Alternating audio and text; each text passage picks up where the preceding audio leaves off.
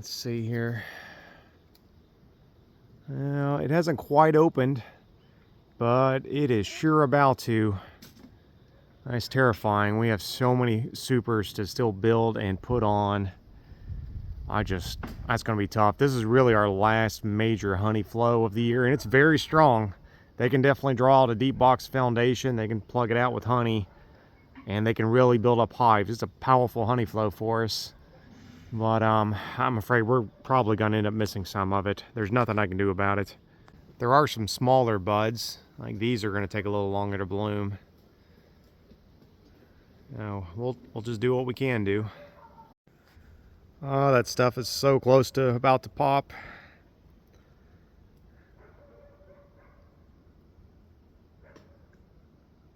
We bought an electric lawnmower, never had one before.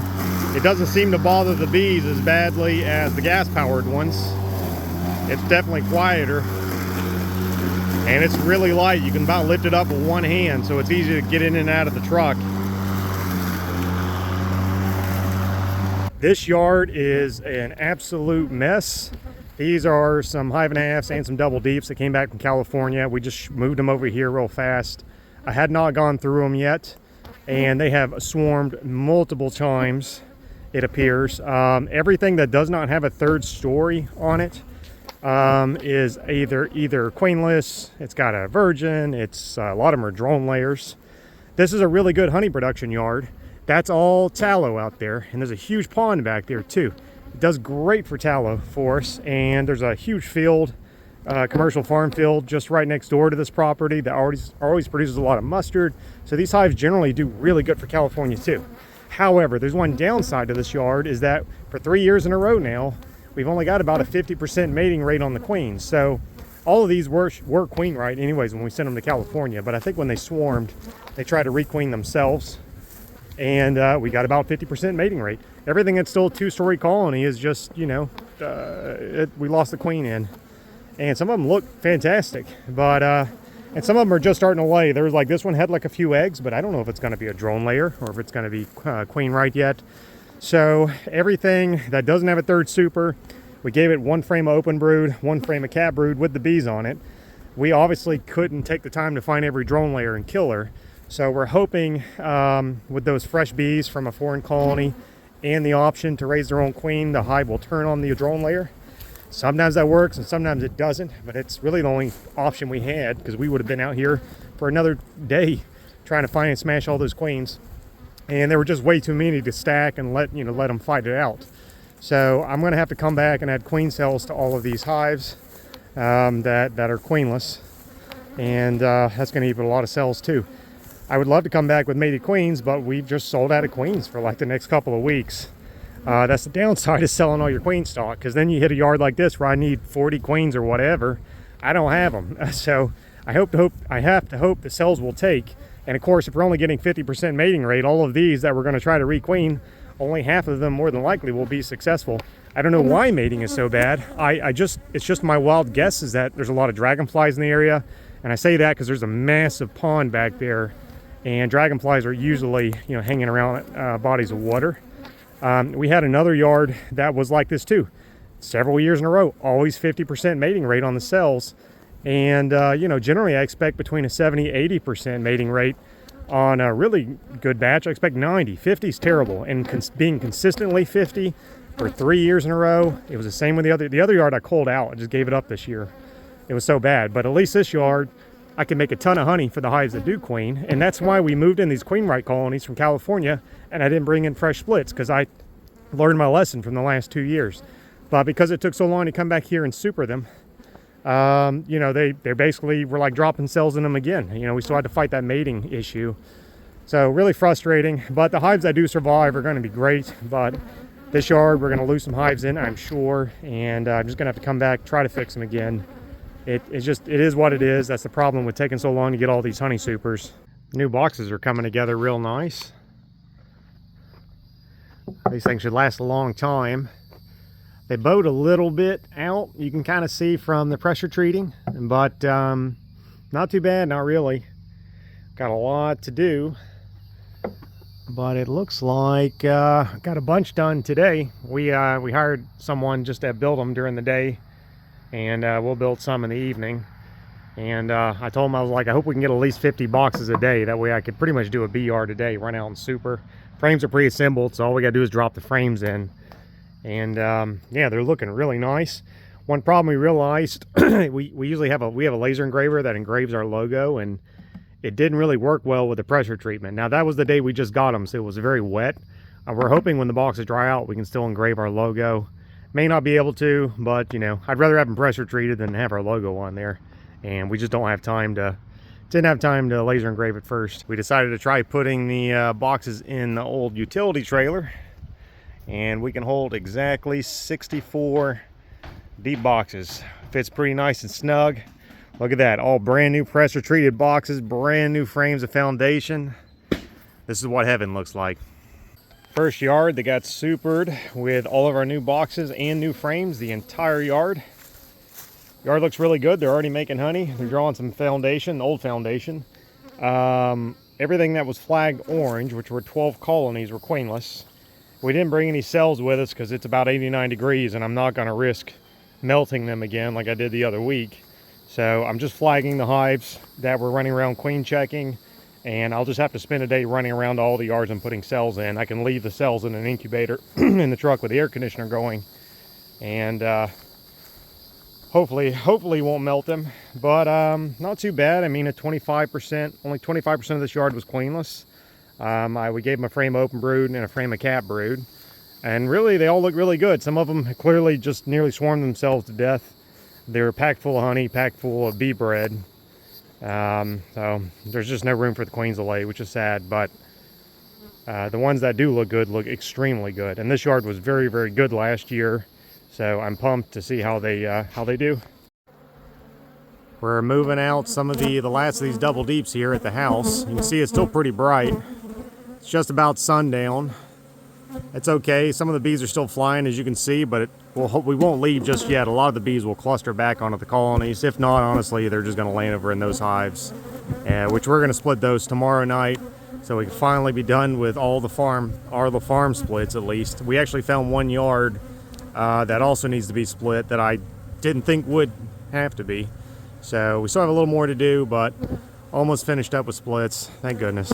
We just moved these hives in last night, as well as another yard. You see, there's not many here. We just dropped 36 colonies, double deep, split in half like normal, so we're gonna have to equalize them. This yard is about a mile from where all of our mini mating nukes are. So what we're going to do is we're going to drop one of those green drone frames in each of these, super them if necessary. Like that one probably needs a super, the one that's hanging out so bad. This is not a good honey location. We almost never make any honey here. The bees are kind of pretty subpar. We almost scratched this yard this year, but I want to keep it around just for drone production, and that's all I'm expecting to get out of it. I mean, we'll put some honey supers on, you never know. Every now and then you'll get a box here, but every time I come to a place that's very sandy like this, you can see a lot of the foliage is just pine and oak. There's just really nothing here, it seems like, as far as nectar producing plants. There's plenty of pollen, so I'm hoping that'll at least still produce some drones, and that's what we'll do. Since we're moving most of the hives away from the farm now, I want to make sure we keep some small yards like this with the drone frames, and just try to boost our drone production so we can keep mating rates up, especially as we get deeper into summer. Drone populations are going to begin to drop, so I need to go ahead and get these frames drawn out and get some drones going. So I think we got another drone layer here. You can see there's definitely a drone brood scattered around. It's full of bee bread, a lot of honey, and the queen herself just doesn't look very good. See, her wings are pretty chewed up. There's no hair on her thorax. Her abdomen is kind of curled. She's moving a little wonky to me. She's not moving quite sturdy. More than likely she's old. That's what I would determine. But the fact that we've got a little drone brood here and nothing but bee bread and honey leads me to believe she probably is a drone layer. I certainly, while we're here, we've got fresh queen cells. Mating rates are high. I would not want to take that risk. So I'm just gonna pinch her.